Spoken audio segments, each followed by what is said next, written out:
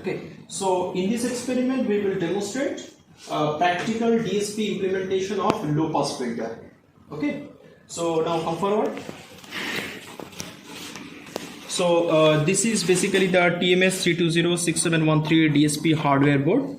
All right, and here it is basically the line input where we are providing a sinusoidal waveform which is being displayed on the screen. That is a yellow color. That is the input sinusoidal waveform of frequency 19 hertz. Okay, 19 hertz, extremely low frequencies. Fine.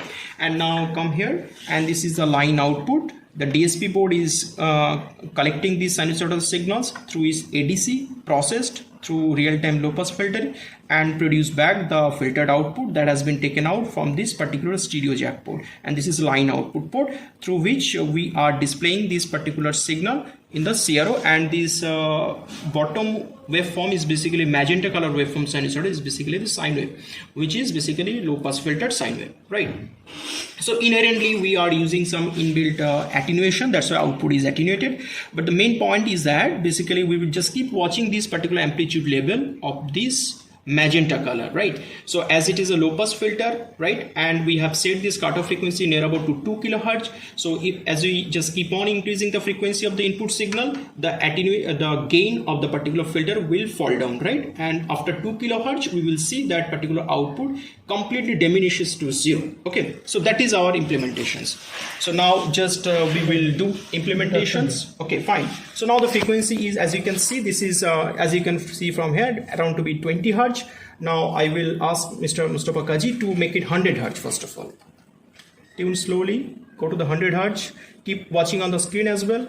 As the frequency increases, the waveform cycles get more closer to each other, right? So that confirms frequency also increases. Fix it to 100 hertz. Okay, also keep watching the amplitude level. This is more or less same, right? Okay, that's fixed. Let it be there.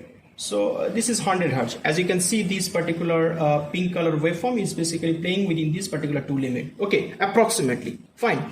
Now just make it 500 hertz. Input frequency, yes. Go to the 1 kilohertz, decrease to 500. Decrease it, decrease, yes.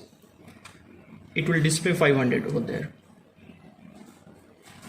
Okay, go a little down, that's okay, fine. So this is 500 hertz, and the waveform is again having the same amplitude level. That means we are having more flat responses through this passband. So we are still in the passband range because our cutoff frequency is 2 kilohertz. Now we will go for 1 kilohertz.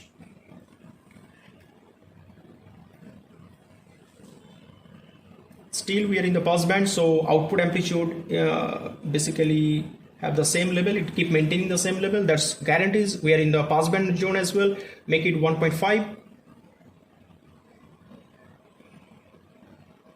Still we are in the passband zone, right? So this is, yes, it start decreasing. As you can see, start decreasing. Now just go slowly up to 2 kilohertz. Now keep going slowly. Yes, 1.6, 1.7, 1.8, 1.9. Now just look at it. It keeps decreasing, right? How sharply it is decreasing within a very specified frequency zone, right? Around to be 100 hertz. So as we are approaching to 2 kilohertz, it's significantly low, and now keep on going more. 3 kilohertz, yes. Okay, as you can see, this is basically completely zero output as well, right? So this is guaranteed that this is a low pass filter. One interesting point is that, as we said, the sampling frequency is 8 kilohertz. So it is we can observe up to 4 kilohertz of the input frequency. That basically according to Nyquist sampling rate, right? Now we will do the same experiment, just changing the sampling frequency to 48 kilohertz, and without changing the filter coefficients. And we will see experimentally that the cutoff frequency will now enhance to 6 times up to, that is 12 kilohertz. Okay, come on screen. I'm stopping simulation from here, right? So now let me go into that particular section. Now sampling frequency is going to be 48 kilohertz. Built, debug, right? So now the program is loaded. Now I'm running from here, right? Okay, fantastic. Now it just, as you can see, the same setup, 2 kilohertz, the output is pulled up, right? So that means it is still in the passband range. So if we just keep on going up, go to 5 kilohertz, you can directly go to the 5 kilohertz, push the 10 kilohertz, right? That's okay, fine. Keep it up. Yes, just a minute. Yes, it's working. Come down, make it to 5 kilohertz. Yes, it's around to be 5 kilohertz. Okay, fine. So this is around to be 5 kilo. Just okay, it's all right, fine. 7.9. So as you can see, the output maintaining the same level within that particular 2 range. I did not change the scale as well, right? So we're still in the passband range, right? Keep on increasing. Just go by 1 kilohertz, 8, 9 kilohertz, 10, 11 kilohertz, 12 kilohertz. Now it keep going, right? So it guarantees that when it reaches to 12 kilohertz, it will be showing the same kind of output which we achieved at the range of 2 kilohertz while the sampling rate was 8 kilohertz. So that guarantees that if we change for the same setting, if we change the sampling frequency, cutoff frequency shifted to that much times, how the sampling frequency has been changed. So this is practical low pass filter implemented on the DSP hardware board. We have taken input as a sinusoidal waveform and output as a sinusoidal waveform. So similarly, if we just connect a microphone input, or you can just provide any complex input signals, so we can process through this particular low pass filter which are running on the DSP board, and similarly we can get out this